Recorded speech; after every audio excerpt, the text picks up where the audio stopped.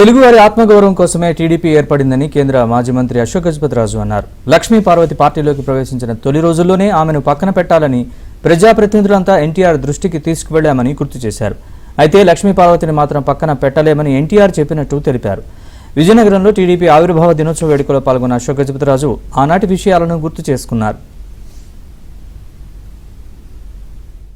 మనం తెలుగుదేశం పార్టీ ఆత్మ గౌరవం కోసం ఎన్టీ రామారావు గారు స్థాపించారు. ఎవరు ఊడిగం చేయడానికి స్థాపించలేదు. ఎన్టీఆర్ గారి పైన అపారమైన గౌరవం మనకందరికి ఉంది. లేనివాడు మనకు కనిపించటం లేదు. కానీ లక్ష్మీ పార్వతి వచ్చేటప్పుడు ఆ తల్లిని దయచేసి పక్కన పెట్టండి సార్ అని మీ ప్రజాప్రతినిధులు ఆ రోజు వారి బాధ్యతని అన్నగారికి సార్ మీరే కదా మాకందరికి బోధించారు. ఆత్మ గౌరవంతో ప్రజల పక్షాన్ని ముందు వెళ్ళాలని, ప్రజా ధనాన్ని దోచుకోవడానికి కాదని మీరే బోధించారు.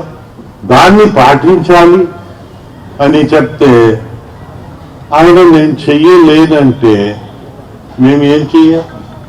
మా ధర్మం సార్ తమ దృష్టికి తీసుకొచ్చాం.